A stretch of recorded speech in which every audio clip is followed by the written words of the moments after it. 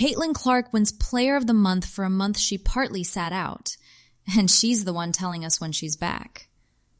If you're just joining, Clark's back has been the issue since opening night. A May absence, then a June 24th re-aggravation against Phoenix. Indiana beat Los Angeles without her, and Sophie Cunningham's illness muddied the guard rotation going into Vegas. So all week it's been, when does Clark come back and how much can they ask of her right away? This is Fever Daily, and today it finally moves. Clark's eyeing a road back-to-back. She gets an award, and she has a message for her own fan base. Let's get into it. Fever Star Injury Watch isn't over. Follow us wherever you're listening, and the next chapter comes to you. Roundtable with Grant Afseth. I'm feeling really positive about getting back into one of the games at the back-to-back, Clark said. Obviously, it's difficult coming back in a back-to-back, so we'll have to be cautious of that. But I feel a lot better, and like I said, I'm excited to get back into practice. This week has been very helpful for my overall health. All right, the line we've been waiting on all week finally has a date. Clark told reporters Friday she's targeting the July 8th through 9th back-to-back Sparks then Mercury for her return. A back-to-back. Of course it's a back-to-back. She hasn't played since June 24 in Phoenix, and the plan is to walk right back into 2 games in 2 nights. And she said it herself. Coming back on a back-to-back is difficult, and they'll be cautious. That's her word, cautious, not the coach's. Meanwhile, she wins June Player of the Month while missing games, 21.2 and 8.2, a pace nobody in this league has ever hit. She's collecting hardware from the bench. And that's what makes this so weird. Her baseline is high enough to win the award in a month she doesn't even finish. It makes White's math on this road trip harder, because you can't just plug Clark in and erase what Mitchell and Boston built without her. Sporting News with Jeremy Barron. Caitlin Clark returned to Indiana Fever practice on Friday with a strong message to fans after an incident with the Phoenix Mercury's Alyssa Thomas generated national headlines and controversy. The harassment, the hate, none of that is okay, Clark told reporters on Friday.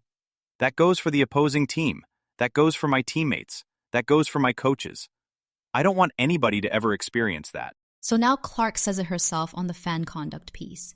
Friday, on the record. The harassment, the hate directed at Alyssa Thomas. None of it is okay. And she extends that to opponents, teammates, coaches, all of it. And remember what triggered it. Thomas gets hit with a retroactive flagrant 2 and a suspension for contact to Clark's throat. And the response from some corners of this fan base is racist abuse aimed at Thomas. On Clark's behalf, which she never asked for. Right, and that's why this matters. The coaching staff condemned the play last week. Now the player condemns the fan response. You've got the whole organization pointing the same direction, with the on-ball star telling her own people to knock it off. See, this is the line I've wanted somebody in that locker room to draw all week. White drew it. Now Clark draws it. My question is, are they drawing the same line or a slightly different one? White's version had some edge to who even counts as a real fan. Clark's read was plainer, honestly.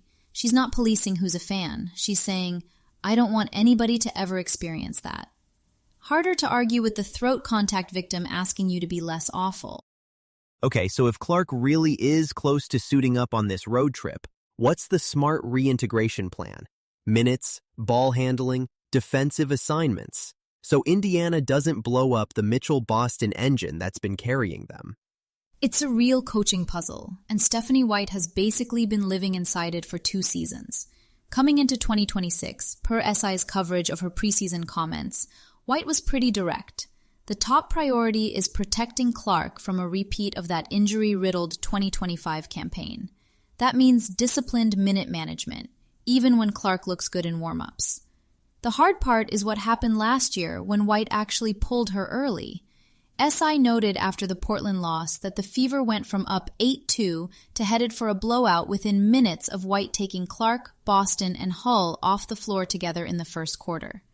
That's how central Clark's on-ball creation is.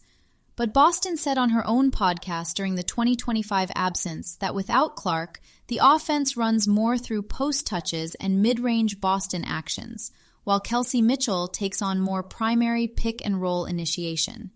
And per Opta analyst last July, that rhythm helped Indiana stay competitive enough to sit at 15-12 through more than half their games without Clark. So I'd bring her back in controlled spurts. Use her first as a spacer and pull-up threat before handing her the offense again, and don't yank those initiation reps away from Mitchell right away. That two-guard creation has become part of Indiana's foundation. But defensively, Clark has historically been someone teams go at.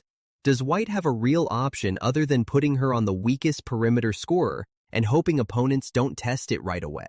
Honestly, that's the quieter half of this. And in those 20-25 return stretches, White was basically doing exactly that. Parking Clark on the least dangerous wing and trusting the defensive cohesion the group had built without her to cover the gaps. On this road trip, watch whether White staggers Clark's minutes with the defensive first lineups instead of running her with the starters for long stretches. That would let Indiana protect that defensive chemistry while still getting Clark's offensive jolt. If she's back but clearly on a pitch count and a limited defensive assignment, that's your sign White is handling it the right way. If you like a daily, fan-focused briefing, try Angel City Daily Podcast. ACFC supporter coverage every day with match reaction, NWSL standings, roster moves, women's soccer in Los Angeles, and supporter buzz. Find it wherever you listen to podcasts. What we're watching next, Indiana's July 8 through 9 back-to-back against the Sparks and Mercury. That's the next concrete checkpoint for Caitlin Clark's return plan.